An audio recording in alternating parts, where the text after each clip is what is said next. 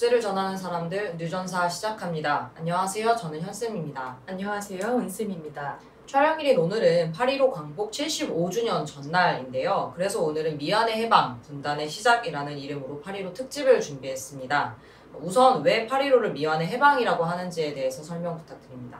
대목에서 밝혔듯 분단이 시작됐기 때문입니다. 알다시피 조선은 일제강점기 피해국이자 2차 세계대전의 승전국입니다. 우리 민족은 1940년대 이후 축적된 강력한 항일 무장 투쟁 역량과 반일 민족해방 투쟁 역량이 있었고 그 힘으로 해방을 앞당길 수 있었습니다. 문제는 일제강점기 가해국이자 2차 세계대전 패전국인 일본을 분단시킨 것이 아니라 조선을 분단시켰다는 점입니다. 이는 코리아 반도 남쪽에 미군이 점령하면서 일어난 결과입니다. 일반적으로 분단을 이야기를 할 때 북측에는 소련이 들어섰고 남측에는 미군이 들어서면서 분단이 됐다 이렇게 말하는 경우가 참 많습니다. 그런데 남측의 미군 점령에 의한 분단이라고 규정하는 근거가 무엇인가요? 우선 1945년 8월 25일 소련군 사령관 치스차코프 대장의 포고문과 9월 7일 발표한 조선인민에게 고한 메가더 포고령을 비교하면 자세히 알 수 있습니다. 치스차코프 대장의 포고문의 핵심 내용은 조선은 자유국이 되었다. 그리고 붉은 군대는 조선인민이 자유롭게 창조할 노력에 착수할 만한 모든 조건을 지어주었다. 조선인민 자체가 반드시 자기의 행복을 창조하는 자로 되어야 할 것이다 라고 말하고 있습니다. 그러면서 조선과 소련의 친선을 강조하고 있죠. 반면 메가더 포고령의 경우 전문에 금일 북위 38도 이남의 조선 영토를 점령한다고 명문화하고 있습니다. 1조에 북위 38도 이남 모든 권한은 나의 관할을 받는다라고 하고 있는데 여기서 나는 미 육군부대 총사령관 메가더를 말하는 것이고요. 2조에서는 공공사업기관 중요 사업 종사자에 대해 종래의 기능 및 의무 수행을 계속할 것을 명시하고 있어서 친일파 청산을 사실상 가로막고 있습니다. 3조에서 메가더 명령에 복종할 것에 대해 4조에서 제군의 정상적인 직업 종사를 언급하고 있고요. 5조에서는 영어를 공식 언어로 채택하고 있습니다. 사실 미군에 의한 조선 강점 야욕은 해방 전부터 계속 있어 왔는데요. 1943년 11월 미국은 테헤란 회담에서 조선에 대한 40년간의 신탁 통치를 주장했고 1945년 2월 얄타 회담에서도 조선인의 자치 능력을 키우려면 20에서 30년간 신탁 통치가 필요하다라고 제기했습니다. 해방 직후 있었던 모스크바 삼상회의에서도 미국은 10년간 조선을 신탁 통치해야 한다라고 주장을 했고 이에 반면에 소련은 즉시 독립시켜야 한다라고 주장을 했는데요. 이를 미국의 UP통신 기자가 인위적으로 거꾸로 쓰고 이 내용이 동아일보를 시작으로 국내 신문에도 일제히 보도되면서 신탁 반탁으로 민족 분열이 촉발되는 그러한 계기가 됐습니다. 저는 미군정이 시작되자마자 당시 민중의 자치기구인 인민위원회를 강제 해산했다는 점이 매우 중요한 역사적 사실이라고 봅니다. 인민위원회의 존재 자체가 조선인의 자치 능력을 말하는 것이고 또 이는 미국이 신탁통치라는 것을 이명하에서 조선을 강점한 그 명분이 거짓임을 드러낸 거라고 보기 때문입니다. 1945년 8월 15일 여운형이 조선 건국동맹을 모체로 해서 조선 건국준비위원회, 즉 건준을 조직을 했는데 당시에 이제 전국의 시단위부터 동리단위 정말 작은 단위까지 세워진 이 수백 개의 인민위원회를 건준과 통합 과정을 다 거쳐서 이제 만들어진 거고 지방인민위원회는 그러니까 이제 다시 지방정부로 이제 편성이 다 된 거죠. 건준은 친일파 민족 반역자 정말 이제 들어가서는 안 되는 이런 자들을 다 제외하고 모든 민중, 전체 민중을 포괄하고 있었고요. 그리고 치안 유지, 식량을 어떻게 마련할 것인지 이런 등등의 정부가 해야 할 역할들을 수행을 하고 있었습니다. 여운형 선생은 1945년 9월 6일 조선인민공화국을 선포를 했고요. 건준을 해체하면서 미군정에 이제 저항을 했는데 미군정은 10월 10일 조선인민공화국을 불법단체로 규정을 했고 인민위원회를 극심하게 탄압하면서 결국은 강제 해산하는 이런 과정이 있었습니다. 인민위원회 강제 해산은 반민특위 해산과 더불어 해방 정국 하에서 분단이 고착화되고 결국 코리아전으로 이어지는데 절대적인 영향을 미친 부분이라고 봅니다. 실제 미국 역사학자인 브루스 커밍스가 이렇게 말했습니다. 끔찍한 아이러니였습니다. 미국은 일본과 싸우면서 수많은 전사자를 냈고 일본을 패망시킨 지 얼마 되지도 않았습니다. 그런데 미국인들은 한국에 오자마자 일본인과 더 친해진 거죠. 일본인과 하지의 참모들 사이에는 일종의 동료의식이 싹 텄습니다. 하지는 총독이나 일본 경찰을 그냥 둔다든가는 식의 끔찍한 결정을 내렸습니다. 미군정이 들어서면서 군사적 점령과 그리고 정치적 지배만이 아니라 경제적 수탈도 있었습니다. 대표적으로 일본인 재산이었던 적산을 미군정에 귀속시킨 것이 있는데요. 일본인 재산은 그 조선 민중의 수탈로 인해서 축제한 것이기 때문에 당연히 우리 민중에게 돌아가야 되는 것임에도 불구하고 그렇지 않았던 거죠. 당시 남코리아 전체 공장 중 85% 그리고 전체 농지의 15.7%가 미군정 산하기관인 신한공사로 넘어갔습니다. 미군정은 적산의 15%를 처리했고 나머지는 1948년 이승만 정권에 이관을 했는데요.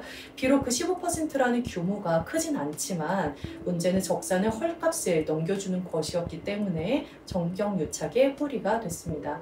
이승만 정권은 1949년 12월 제정 공포된 귀속재산 처리법을 토대로 1958년까지 적산 불화를 단행을 했고요. 적산의 대부분은 이승만 정권 하에 다시 권력을 잡은 친일파 출신의 친미 세력들이 시세보다 훨씬 저렴하게 불화받으면서 오늘날 반민중 재벌 자본 형성의 근본 원인이 됩니다. 그 해방 직후 미군정에 의한 지배 역사는 사실 파면 팔수록 엄청난 역사적 진실에 대면할 수밖에 없는데 결국 남코리아의 자주권이 빼앗기면서 인민위원회가 해산됐고 경제권이 박탈당하는 이러한 민주주의적 권리가 박탈되는 과정이 있었고요. 또 분단이 고착화된 과정이 있었습니다. 이러한 사실은 역설적으로 자주 없이 민주 없고 통일 없다는 진리를 확인시켜 줍니다. 다음 날 미군은 수도 서울을 점령했다. 36년 동안 펄럭이던 일장기가 내려졌다. 그러나 그 자리를 대신한 건 태극기가 아니었다. 서울의 일장기 말고 다른 나라의 국기가 개양된 것은 처음일 겁니다. 그곳에는 몇 년 동안 성조기가 개양돼 있었죠. 미 점령군 사령관 하지 중장은 이날 아베 총독을 비롯한 일제 총독부의 모든 일본인과 조선인 관리들에게 기존의 임무를 계속하라는 명령을 내린다. 일제 경찰들은 해방된 조선 땅을 자유롭게 활보했다.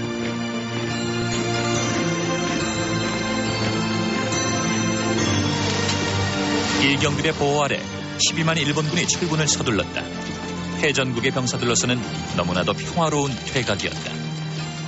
그 해방 직후 친일파 청사는 가장 우선적으로 단행해야 하는 시대적 과제였는데요.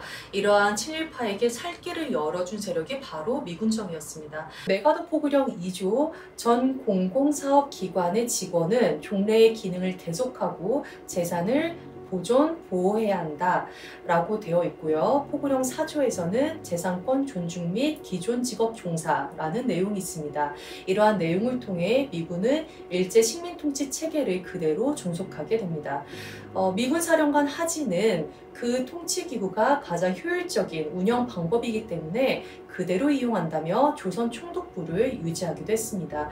11월 발표된 군정 법령 21호는 종래 모든 법령 또는 구 조선정부 즉 총독부를 말하는 건데요. 이런 총독부가 발표하고 효력을 가지는 규칙, 명령, 고시는 효력을 계속 가진다 라고 하면서 식민지 통치 법률을 그대로 적용하기도 했습니다. 그러면서 친일파 청산 대신 오히려 그 권력을 강화시키는 방향으로 가게 된 거죠. 친일파들은 서북청년단과 같은 극우단체를 조직해 본격적으로 독립운동 세력, 통일애국 세력을 암살, 테러하기 시작을 했는데요. 그러면서 모스크바 상상회의 결과를 왜곡해 민족을 분열시키는 데 앞장서게 됩니다. 그 몇 가지 사례를 말씀을 드리면요. 당시 진상을 파악했던 송진우의 경우 김구에게 반탁 입장을 바꿔야 한다라고 설득을 했다가 바로 다음날 암살이 됐습니다. 그런데 그 암살범이 이름이 한현우인데 이 한현우가 경모우숙이라는 극우 조직의 대표였고 그 경모우숙의 성원 중에 한 명인 한지근은 1947년 7월 19일 여운형을 암살하게 됩니다. 참고로 경모우숙은 친일 극우 비밀 결사체인 백이사와 연결이 되어 있었는데 그 백이사의 수장인 염동진은 미 방첩대 CIC 요원 출신이었습니다. 이는 반탁운동이 미군의 배후 조종하에 이루어졌다는 것을 확인시켜주는 내용이고요. 참고로 김구를 암살한 안두희 또한 CIC 정보원이자 정식 요원이었다는 것이 2009년 11월 3일 국사편찬위원회에 의해서 공식 인정을 받게 됩니다. 이렇듯 민족반역 세력은 일제강점기에는 일제와 결탁해 독립운동 세력을 탄압했다면 미군정 하에서는 미군에 부역하면서 통일애국 세력을 탄압하는 데 앞장섰습니다. 이승만 정권 하에서 민족 반역 세력에 의한 일들 얘기하면 또 반민특위 해체를 빼놓을 수가 없잖아요. 1948년 9월 22일 재헌국회에 의해서 반민족행위처벌법이 이제 공포가 됐는데 이건 이제 헌법 101조에 의거한 특별법으로 이제 제정이 된 거였고요. 그래서 반민특위가 구성되고 난 이후에 1949년에 뭐 최린, 뭐 노덕술, 뭐 최남선, 이광수, 배정자 등등 이름만 들으면 이제 알 법한 그런 이제 민족 반역자들이 체포가 되면서 본격적으로 이제 반민특위 활동이 시작이 됐습니다. 근데 이승만의 경우는 이제 반민특위 활동이 본격화가 되면서 위기감이 점점 이제 높아지는 거죠. 왜 그런가라고 하면 이승만은 이제 우리가 모두가 알다시피 이제 국가보안법을 제정을 하고 친일 세력 그 중에서도 이제 친일 경찰 뭐 군대 이런 사람들이 이제 앞세워서 뭐 제주 4.3, 뭐 여순 등등 해서 광범위하게 이제 단독 정부 수립을 반대하는 모든 이제 사람들을 무자비하게 탄압하면서 이 정권을 만든 거잖아요. 그런데 이 친일 경찰 출신들의 경찰 간부들이 이 법에 의해서 구속이 계속 되니까 이승만의 위기의식이 점점 높아지는 거죠. 그래서 1949년 6월 3일 친일 세력의 사주를 받은 이 시위대들이 급기야는 이제 반민특위의 본부를 습격하기에 이르릅니다. 이걸 보고도 이제 경찰들은 방관을 했고요. 나중에 이제 특경대에 의해서 밝혀진 바에 따르면 그 6월 3일날 그 반민특위 그 본부를 습격했던 시위대의 주동자들이 누구냐라고 봤더니 그 친일 경찰 출신이었던 당시 이제 서울시경의 사찰과장이었던 최운하라는 사람이었다라는 게 이제 밝혀졌습니다. 그리고 6월 5일에는 또 무슨 일이 있었냐면 그 중부서장이었던 윤기병 그리고 그 악명 높은 종로서의 종로서장인 윤명훈 그리고 치안국 그 보안과장이었던 이계무 등등 이런 사람들이 이승만으로부터 사전 승인을 받고 이 반민특위대 특경대 해산이라는 음모를 꾸몄고 이걸 이제 실제로 실현하기 위해서 특위를 한 번 더 이제 습격을 하기도 했습니다. 이후에 이제 국회에서 이 문제를 이제 협상을 통해서 이제 수습을 해보려고 했었는데 그 협상 내용에 보면은 이제 특위가 구속한 친일 경찰 그리고 뭐 연행되었던 특경 대원들 요거를 이제 교환해서 석방하자 이런 내용이었습니다. 결국은 이제 반민특위에 이런 식으로 무력화되었다라는 것이고요. 또 이제 2차 국회 프락치 사건이 조작돼서 발생을 하잖아요. 그렇게 되면서 이제 결국은 특위 활동은 완전히 이제 위축이 되게 됩니다. 그래서 이 틈을 타서 반민법 공소시효 이제 단축 개정안이 이제 가결이 돼버리고요. 그래서 결국은 반민특위는 본래의 취지가 상실된 채로 시효 만료로 아예 문을 이제 닫게 되고 이후에 이제 이승만을 중심으로 해서 민족 반역 세력들은 자기들의 권력을 공고하게 이제 단단하게 다지는 그런 계기가 되게 됩니다. 네, 그 민족 반역자 청산에 대해 비교해서 볼 수 있는 것은 프랑스의 민족 반역 세력 청산에 대한 것입니다. 그 프랑스의 친독 정권인 비시 정권이 들어선 기간은 1940에서 1944년까지 약 4년여의 기간인데요. 해방 후에 드골 정부 하에 청산된 나치 협력자는 12만 7,751명이었는데 이 중에 6,760여 명이 사형 선고를 받았고 760여 명이 실제 사형이 집행이 되는 그런 과정이 있었습니다. 드골 정부의 경우에 우선 언론을 청산함으로써 반민족 행위자 처벌을 비판하는 그런 여론을 잠재웠고요. 이어서 기업인, 정치인, 출판계, 지식인 등 사회 전반에 걸친 대대적인 청산을 단행했습니다.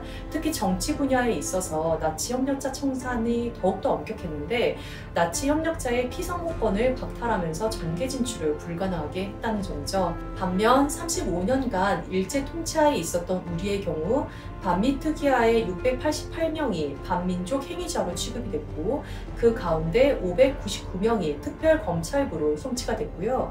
그중 293명이 기소됐고 306명이 불기소가 됩니다. 결국 법적 처벌을 받은 사람은 총 79명이었는데 실형을 선고받은 자는 10여 명에 불과합니다.